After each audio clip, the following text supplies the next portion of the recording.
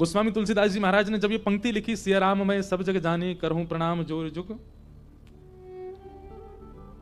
इस पंक्ति को लिखने के बाद जब विश्वनाथ का दर्शन करने गए तो मार्ग में एक नंदी जी आ गए और गोस्वामी तुलसीदास जी निकलने को हों, वो नंदी जी कभी इधर से रास्ता रोके कभी उधर से आगे, छोटी सी गली काशी की, उसमें अब तो बड़ी हो गई गलियां पर अभी भी कहीं कहीं छोटी हैं। तो ऐसा मैंने सुना है किसी संत से। तो फिर गोस्वामी जी ने थोड़ा सा आवाज की, जैसे किसी जीव को हटाने के लिए थोड़ा स्वर निकालते हैं, हट, ऐसे करके कुछ किया, उसको धक्का आदि दिया ताकि मार्ग मिले। तो मार्ग से दर्शन करने गए, दर्शन करके लौट करके आए तो ये पंक्ति अंतर ध्यान हो गई। और जो गोस्वामी जी ने इस भाव को देखा, मैं तो लिख के गया हूं, इतनी सुंदर बात लिखी, सब में सिया राम जी को देख के सबको प्रणाम करो, ये अंतर ध्यान क्यों हुई? तो महादेव ने कहा, बोले आप जो कह रहे हैं उस पर अमल भी तो कीजिए। लिख रहे हैं सिया राम में सब जग जानी, और मार्ग में जब वही सिया राम जी नंदी के रूप में मिले तो उनको आप जो है धक्का दे रहे हो। तब उनके मन में यह भाव प्रकट हुआ, इसका मतलब जो लिखा जा रहा है वो परम सत्य है, इसमें कोई संदेह वाली बात नहीं। एक बात हम आपसे कहें, मैं अगर आप लोगों को किसी कार्य को करने की व्यास मंच से आज्ञा देता हूं और स्वयं यदि वो कार्य नहीं करता तो मिथ्या वाणी बोलने का दोष अपराध मुझको लगेगा। तुम स्वयं तो पालन करते नहीं और पूरी दुनिया को बता रहे हो ऐसा करो ऐसा करो, इसका अपराध मुझको लगेगा, इसका पाप मुझको लगेगा। इसलिए वक्ता को भी बहुत सावधान, यदि वो कोई बात बोले तो पहले स्वयं से पूछे वो स्वयं करता है कि नहीं। और यदि कई बार कथा के फ्लो में कोई ऐसी बात निकल आई जो वो स्वयं नहीं करता तो इसका मतलब व्यास मंच उसको आज्ञा दे रहा है कि सहज ही तुम्हारे मुख से निकला है, आज कथा के बाद इसका पालन करना शुरू करो, नहीं तो वक्ता की वाणी से प्रभाव नहीं हो सकता, ये बात निश्चित है। वक्ता के वक्तव्य से एक व्यक्ति भी परिवर्तित नहीं हो पाएगा यदि वक्ता स्वयं उस स्थिति में नहीं है। तो चैतन्य का मतलब क्या है? सर्वम खलु इदम ब्रह्म। एक प्रकार से सब में आपको दिखने लगे कि इसमें भी राम है, इसमें भी मेरे ठाकुर जी हैं। श्री प्रहलाद जी महाराज, खंबे में भगवान नहीं है पर प्रहलाद का विश्वास है कि खंबायु अग्निम शलिलम महिम च ज्योतिम से सत्वानि दृशो द्रुमादीन सरित समुद्रांश हरे शरीरम यत्किंच भूतम प्रणमेत अनन्यम। सब में परमात्मा। खंभ भेदन हुआ तो प्रकट हो गए श्री नृसिंह भगवान। इसी कलिकाल में महाराष्ट्र की भूमि पर पधारे नामदेव जी महाराज। कौन? नामदेव जी। सब में परमात्मा को देखते। एक बार एक स्थान पर बैठ करके आप भजन कर रहे थे तो किसी ने आकर के आपको टोक दिया, बोले महाराज यहां भजन मत करो। बोले क्यों? यहां पे प्रेत आत्माएं रहती हैं। नामदेव जी बोले अब तो हम बैठ गए, अब तो यहीं करेंगे। जय हरि विठल, श्री हरि विठल, माय बापा विठल, इस प्रकार कीर्तन करने लगे। इतने में एक प्रेत प्रकट हो गया और वो प्रेत कभी हाथी बन जाए, कभी घोड़ा बन जाए, कभी गधा बन जाए, कभी ऊंट बन जाए, कभी मूषक चूहा बन जाए, बार बार रूप बदलने लगा अपने और भयभीत आवाजें निकालने लगा। नामदेव जी महाराज ने जैसे ही उसको देखा तो नामदेव जी बोले, संसार के लोग झूठ बोल गए मुझसे कह के गए कि यहां कोई प्रेत रहता है, लेकिन भैया इतने रूप बदलने की सामर्थ्य प्रेत में नहीं है तो परमात्मा में है। और साक्षात परमात्मा मान के प्रेत को ही प्रणाम करने लगे। जय हो भले पधारे मेरे लंबक नाथ। इतने लंबे बन गए ठाकुर जी।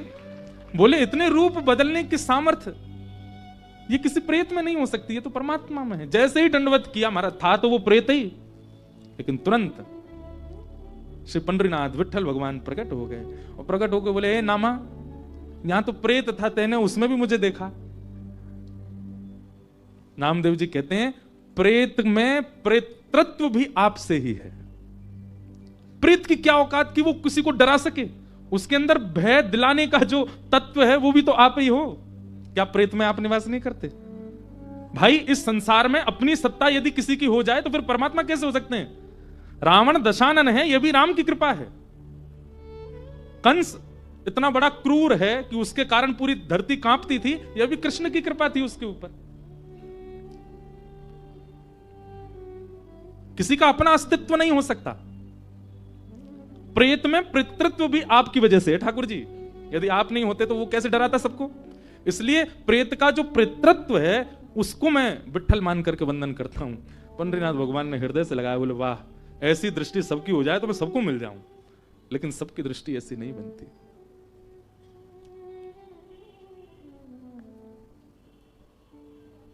मैं नहीं, मेरा नहीं। कल मैं जब आया काशी तो मुझे हमारे किशन जी ने ये पंक्ति सुना दी और पूरी रात मेरे मन में यही चलता रहा, सर्वम खलु इदम ब्रह्म। ये स्थिति अगर हमारी नेत्रों की नहीं हुई है तो अभी हम साधक नहीं है, श्रोता नहीं है कथा के। अच्छा, ये स्थिति बन पाना बहुत मुश्किल है। हम कह तो रहे हैं व्यास मंच से, पर सब में ठाकुर जी का भाव होना बहुत मुश्किल है। तो फिर इसका एक दूसरा सब्स्टिट्यूट है, सब में परमात्मा तो नहीं दिख सकते, पर सब में गुण का दर्शन तो हो सकता है। हमारी दृष्टि कैसी, हम सब में अवगुण देखते, पहली बार देखते ही उसमें अवगुण देखेंगे। चलो इंद्रेश जी कथा हो रही है, सुना के लाएं आपको। अच्छा कौन है वो? वृंदावन के। चलो ले आए कथा में 3 घंटा बैठे। अच्छा क्या मिला ये याद नहीं रहेगा उसको। बाहर निकलते, महाराज जी नाचने वाला भजन कोई नहीं गाया उन्होंने, कोई ऐसा कोई संकीर्तन नहीं गाया जिसमें थोड़े पांव थिरके। हमने कथा सुनी थी, वो व्यास जी चुटकुला बहुत सुनाते थे, एक भी चुटकुला नहीं सुना। थोड़ी हंसी आए, 3 घंटा बैठे हम लोग। अवगुण बहुत जल्दी हम लोग देखने लगते हैं। ये आप अपने ऊपर भी आप अपने आप से पूछ के देखिएगा, ये सबके अंदर गुण होता है। लड़के वाले लड़की देखने जाते हैं अपने पुत्र के लिए, तो उससे मिलके जब लौट के आएंगे ना, गाड़ी में बैठेंगे सब वापस अपने घर के लिए, उसमें गुण कितने थे उनकी चर्चा बाद में होगी। हाँ ठीक है, गोरी तो है, पर उसके पांव देख के मुझको थोड़ा लगा कि पता नहीं शुभ है कि नहीं है। उसका मुख देख करके मुझे थोड़ी चालाक सी तो लग रही थी। तो अब गुणों की चर्चा करो ना, अवगुण क्यों? ये मानव स्वभाव है। हम जहां भी जाते हैं, जिससे भी मिलते हैं, जिसको भी देखते हैं, हमारा स्वरूप बन चुका है, उसमें पहले अवगुण निकालो। हम अवगुण शॉर्टलिस्ट पहले करते हैं, गुण कई बार हमारे नजरअंदाज में रहते हैं। आप यदि आध्यात्मिक हैं, आप यदि नाम जप करते हैं, आप यदि तिलक लगाते हैं, आप यदि शिखा रखते हैं, आप यदि कथा सुनते हैं, आप नित्य विश्वनाथ जाते हैं, आप नित्य गंगा दर्शन करते हैं, तो आपकी दृष्टि परिवर्तित होगी, सब में गुण देखना शुरू हो। और यह नहीं हुआ है तो आप जो कर रहे हो वो मेहनत है, काय को कर रहे हो? इतने जाड़े में भी सुबह सुबह विश्वनाथ जी को काय को परेशान करने जा रहे हो? क्यों गंगा जी का इतना स्नान आदि कर रहे हो, जब आपका स्वभाव ही परिवर्तित नहीं हो रहा है? तो परमात्मा का दूसरा रूप क्या है? चैतन्य। सब में उनका दर्शन, पर सब में परमात्मा ना दिखे तो सब में कम से कम गुण देखो, सब में भलाई देखो, सब में गुण देखे। राम जी का स्वभाव है वो सब में गुण देखते हैं, और रावण का स्वभाव है वो राम जी में भी अवगुण देखता है। वो राम जी में भी अवगुण देख रहा है। जिनका रूप देख करके पत्थर पिघल रहे हैं, जिनके स्पर्श से पूरी पृथ्वी मदमस्त होती जा रही है, उनको देख करके, उनके बारे में सुन करके, और कोई और नहीं सुना रहा है, स्वयं हनुमान जी जाके बता के आए, अंगद जाकर के बता करके आ रहा है, फिर भी रावण को अवगुण ही दिख रहा है। तो इसका मतलब क्या है? अवगुण दर्शन ये राक्षसत्व है। और जिस दिन आपकी दृष्टि में सद्गुण दर्शन भाव प्रकट हो गया, गुण दर्शन प्रकट हो गया, सद्गुण भी मत देखो, गुण ही देख लो। आप श्रोता हैं, आप साधक हैं, आप आध्यात्मिक हैं। तो भगवान का दूसरा रूप क्या है? चैतन्य। सब में जिनकी व्यापकता है, जो जड़ नहीं है। अब ये तो था एक सामान्य अर्थ, अब इसका दूसरा अर्थ क्या है? आपके सेवा है, सबके घरों में सेवा ठाकुर जी की विराजमान, चाहे वो चित्रपट की है, चाहे वो लड्डू गोपाल है, चाहे हमारे श्रीनाथ जी हैं, गिरधर लाल हैं। सेवा उसी दिन आपकी श्रेष्ठ होने लग जाएगी जिस दिन आप उनके जड़ भाव को दूर कर दोगे। उनके प्रति आपकी जड़ की स्थिति जिस दिन समाप्त हो जाएगी, उसी दिन आपकी सेवा प्रकट हो जाएगी, सेवा आप करने लग जाओगे। बहुत ध्यानपूर्वक सुनिएगा, सावधानी से सुनिएगा। आप अपने ठाकुर जी को यदि जड़ मानते हैं कि वो एक धातु मात्र है, आपसे सेवा में अपराध बनेगा, आपसे भोग में अपराध बनेगा, आपसे श्रृंगार में अपराध बनेगा, क्योंकि आपने ये मान लिया कि ये तो धातु है। लेकिन जैसे ही आपके चित्त में चैतन्य, पूर्ण चैतन्य भाव आ गया कि नहीं ये धातु नहीं है, ये परम चैतन्य ठाकुर जी हैं, तो ठाकुर जी भी फिर चैतन्य बन के ही दिखाएंगे। मैं अपनी कथा में एक बात कहा करता हूं, सब लोग बहुत ध्यान से सुनना। महादेव का स्वरूप सब जगह क्या बताया गया?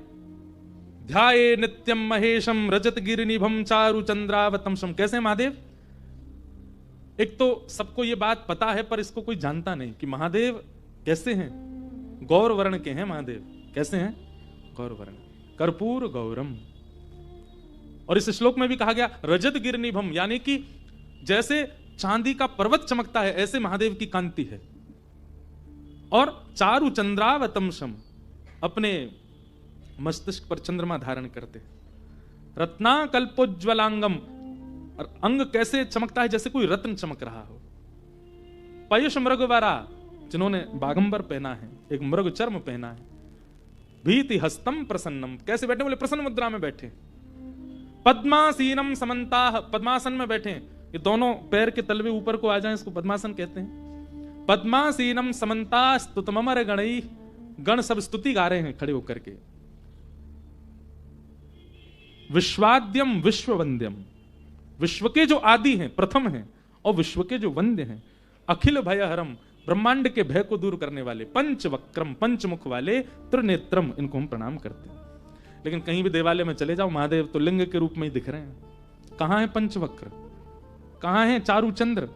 कहां है वो रत्नों जैसी कांति? कहां है वो चमकते हुए महादेव का स्वरूप? क्यों नहीं है वो विग्रह? और यही बात हमारे वृंदावन चंद के पास चले जाओ, उनका वर्णन कैसा? कि वरहापीडम नटवर वपुः कर्णयो कर्णकारम बिभ्रदवासः कनक कपिसं वैजयन्तीं च मालां रन्ध्रान् वेणो अधर सुधया पूरयन् गोपवृन्दै वृंदारण्यम स्वपदरमणम प्राविशद गीत कीर्ति। उनका वर्णन कैसा है?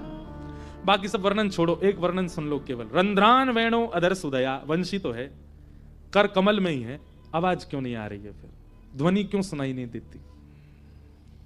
महादेव लिंगाकार में ही क्यों हैं? श्री कृष्ण के हाथ जब उठे हैं, वेणु है, तो फिर स्वर क्यों नहीं सुनाई देता? ठाकुर जी ने मुझे और आप सबको चैलेंज किया है, अगर तेरी प्रेम लक्षणा भक्ति में सामर्थ्य हो तो वेणु तो है, कर कमल में वेणु तो है, कोमल उंगलियों से छिद्र भी आच्छादित हैं, मुख पर अधर पर वेणु का प्रथम छिद्र भी है। लेकिन तेरो प्रेम जब मुकु वाद्य करेगा, मुझे वाद्य करेगा, मुझे प्रेरित करेगा, तभी स्वर निकलेगा। महादेव कहते हैं चारु चंद्र तो है, त्रिनेत्र तो है, पर तुम्हारे अंदर वह प्रेम प्रकट हो तब उसका दर्शन कराऊं। हमारे लड्डू गोपाल पूरे दिन यूं ही बैठे रहे घर में। ठाकुर जी कह रहे हैं मैं हाथ सीधे ना करूंगा, पैर सीधे ना करूंगा। क्यों? जा दिन तेरो प्रेम प्रकट है जाएगो, जा दिन तेरो प्रेम अथाह है जाएगो, वही दिन अपने आत्मा में सीधे कर लूंगा। इसका मतलब क्या है? हमारी सेवा से अगर हमारी ठाकुर जी जैसे आए थे वैसे ही हैं, इसका मतलब ये प्रेम प्रकट किया नहीं तो ठाकुर जी बदल जाते हैं। ठाकुर जी थोड़े तो हाथ पांव सीधे करते, नेक तो परिवर्तित होते। अब यहां व्यवस्था नहीं तो हम अपने लाल जी का एक दर्शन कराते। जब हमारे ठाकुर जी आए थे 5 वर्ष पहले, तब का स्वरूप और आज के ठाकुर जी का स्वरूप आप कहोगे ये वो है ही नहीं। जब हमारे लाल जी आए थे तो ऐसे लगते थे जैसे पतर पूछ रहा से पतरे दुबरे। हमारे लाल जी के जिन्होंने दर्शन किए सबको यूं लगती है तो कितने बड़े होंगे, मोटे ताजे तगड़े होंगे, हैं सच में, पर दर्शन में हैं वो छोटे से ही। पर प्रथम दिन का दर्शन, और मैं रोज देखता हूं अपने प्रथम दिन के गिरधर लाल जी और आज के, ऐसा परिवर्तन। गदमदरा से तो गाल फूल गए उनके, नेत्रन में ऐसी रौनक सी आ गई है, कांति ऐसी लगती है अद्भुत। अब जैसे हाथ पांव बिल्कुल खा पी के जैसे खाते पीते घर के बालक हो जाते हैं, ऐसे लाल जी हो गए। पहले कोई वस्त्र धराने से आते ही नहीं थे, इतने छोटे से ठाकुर जी हमारे। अब आप कितने बड़े वस्त्र ले आओ, कैसे भी करके धारण कर लेते।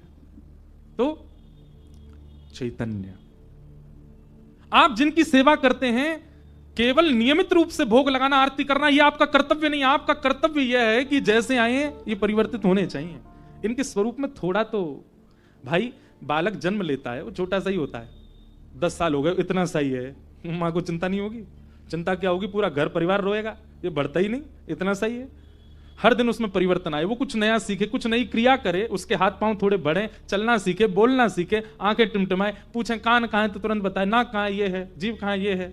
हर दिन कुछ नया ज्ञान, उसमें परिवर्तन दिखता है, तब परिवार प्रसन्न रहता है कि हमारा बालक पल रहा है, बढ़ रहा है। सेवा में भी आपका भाव और आपके ठाकुर जी का स्वरूप, इसमें परिवर्तन आना चाहिए। तब आपकी सेवा लग रही है, आप सेवा कर रहे हो, ये बात पता चलती है। ये इसी को कहते हैं चैतन्य। ठाकुर जी का तीसरा रूप क्या है? आनंद। हमारे गुरुदेव एक बहुत अच्छी बात कहते हैं, ठाकुर जी के प्रथम दो स्वरूप यदि आपने भली भांति पहचान लिए, यानी कि सत्य और चैतन्य, तो तीसरा रूप अपने आप प्रकट होगा। क्या? आनंद। वो सब गाओगे, नंद घर आनंद भयो जय कन्हैया, अवध में आनंद भयो जय रघुवर राम के। आनंद। रहते काशी में हैं, गंगा तट पर हैं, फिर भी इतने निराश हताश उदास क्यों? ये तो आनंद वन है, यहां तो महादेव भी आनंद में रहते हैं, आप क्यों इतने निरानंद में हो? क्योंकि आपने महादेव को उस रूप से देखा नहीं, जाना नहीं, पहचाना नहीं, इसलिए निराश हो। तो सत्य परमात्मा को जिस दिन आपने चैतन्य रूप से भज लिया, उसी दिन जीवन में आनंद आएगा। सच्चिदानंद रूपाय विश्वोत्पत्त्यादि हेतवे, विश्व की उत्पत्ति, पालन और संहार, ये तीन क्रिया जिनकी हैं। तापत्रय विनाशाय, तीन प्रकार के तापों का जो उपशमन करते हैं। ताप किसको कहते हैं? कष्ट को।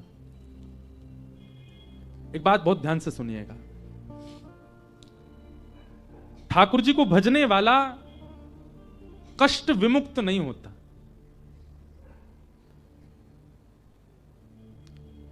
यदि आप नित्य महादेव का दर्शन करते हैं तो ऐसा नहीं है कि आपकी मृत्यु नहीं होगी, होगी।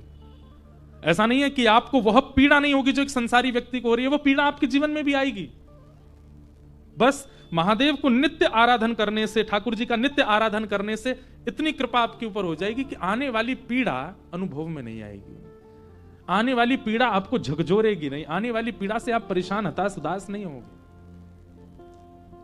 सह लोगे।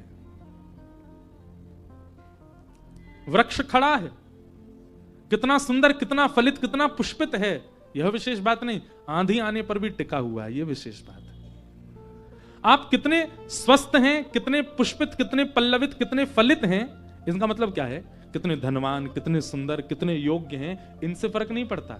जीवन में आने वाली आंधी से जूझ रहे हैं, डट के खड़े हैं, ये आपके विशेष मानवत्व को प्रकट करता है। मानवत्व धनवान होने से नहीं, सुंदर होने से नहीं। शरीरम स्वरूपम तथा वा कलत्वम रथश्चारुरुचिरम धनम मेरुतुल्यम मनश्रेण लग्नम कृष्ण चरणारविंदम ततः किम ततः किम ततः किम ततः किम। खूब सुंदर शरीर है, खूब सुंदर पत्नी है, खूब अच्छा घर है, खूब बढ़िया संपत्ति है, पल मनश्रेण लग्नम कृष्ण चरणारविंदम, मनश्रेण लग्नम गुरु चरणारविंदम राम चरणारविंदम। मन यदि गुरु और भगवत सेवा में नहीं गया तो ततः किम, बेकार है, व्यर्थ है, उसका कोई लाभ नहीं। एक मैं कथा सुनाता हूं। दक्षिण में एक जगह है श्रीरंगम, तिरुचिरापल्ली। वहां पर श्री रंगनाथ भगवान विराजमान है, शेष नाग के ऊपर नारायण भगवान पौड़े हैं। अब उनकी विशेष कथा तो बड़ी मैं नहीं बताऊंगा। वहां पर एक भक्त हुए, उनका नाम था धनुर्दास। क्या नाम था? उनकी कथा मैं सुनाता हूं। धनुर्दास जो थे ना, उनकी पत्नी बहुत सुंदर थी, इतनी सुंदर थी कि संसार तो उनको देखता ही था। धनुर्दास को भी इतने वर्ष ब्याह को हो गए, वो भी अपनी पत्नी को देखे बिना रहता नहीं, इतनी सुंदर। और उसकी सुंदरता का वर्णन भक्त चरित्रों में ऐसे किया गया कि धनुर्दास खुद पहलवान था, बहुत अच्छा शरीर था उसका, धनवान भी था, सोने के आभूषण पहन करके, रत्न पहन करके रहता था। लेकिन उसकी पत्नी जब बाजार जाती थी तो नियम था धनुर्दास के बिना नहीं जाएगी, वो साथ ही जाएगा। क्यों? वो छतरी लगा के चलता था पत्नी के ऊपर, और वो भी पीछे पीछे नहीं चलता था, पत्नी के ऊपर छतरी लगा के उल्टा चलता था ताकि उसका मुख मुझे दिखता रहे। ऐसा प्रेमी देखा? महाराज, किसी का प्रेम ऐसा होगा भी तो वो संसार के सामने तो छुपा ही लेगा, बाजार में तो ऐसे नहीं घूमेगा। पर धनुर्दास के प्रेम की स्थिति इतनी ऊंची थी कि वो बाजार में घूमता था ऐसे, पत्नी के ऊपर छतरी लगाए उल्टा उल्टा चलता था, उसको देखता हुआ। पत्नी बताती थी आगे गड्ढा है, उछल जाता था उल्टा ही।